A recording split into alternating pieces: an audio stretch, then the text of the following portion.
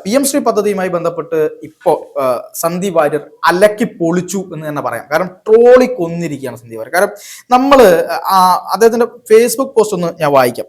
ഇങ്ങനെയാണ് അതിൽ പറയുന്നത്. രാവിലെ തന്നെ LDF യോഗം ചേർന്നു.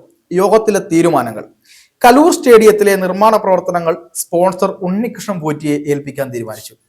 PM ശ്രീ പദ്ധതിയുടെ MOU തിരുത്താൻ അർജന്റീന ഫുട്ബോൾ ഫെഡറേഷനെ സമീപിക്കാൻ വേണ്ടി തീരുമാനിച്ചു.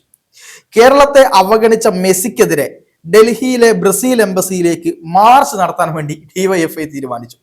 ഇങ്ങനെയാണ് സന്ദീപ് വാര്യരുടെ പോസ്റ്റ് പോകുന്നത്. നമ്മൾ ആലോചിച്ച് നോക്കൂ, അത് ആ ട്രോളാണെങ്കിൽ പോലും അതിലെ ആ വാക്കുകൾ എത്രമാത്രം ശക്തമാണ്. കാര്യം DYFIയെയും CPM-നെയും ഒക്കെ അലക്കി പൊളിക്കുന്ന തരത്തിലുള്ള വാക്കുകളാണത്. കാര്യം ഗൗരവത്തോടെ ചർച്ച ചെയ്യേണ്ട കാര്യവുമാണ്. കാരണം ആമസോൺ കാർഡുകൾക്ക് തീ പിടിച്ചാൽ പോയിട്ട് പ്രതിഷേധം അറിയിക്കാൻ പോകുന്ന ആൾക്കാരാണ്. അതെ, DYFI. ഇവിടെ കോഴിക്കോട് മാനാഞ്ചിറയിലെ പോസ്റ്റ് ഓഫീസിന് മുന്നിൽ, കേന്ദ്ര സർക്കാർ ഓഫീസിന് മുന്നിൽ എന്തെങ്കിലും ഒരു കാര്യം കിട്ടി ആ സ്പോട്ടിൽ കേന്ദ്രത്തിനെതിരെ പോയി പ്രതിഷേധിക്കും. ആരെ? DYFI. എന്തുകൊണ്ടായി ഒരു PM ശ്രീക്കെതിരെ പോയിട്ട് പ്രതിഷേധിക്കാഞ്ഞത്?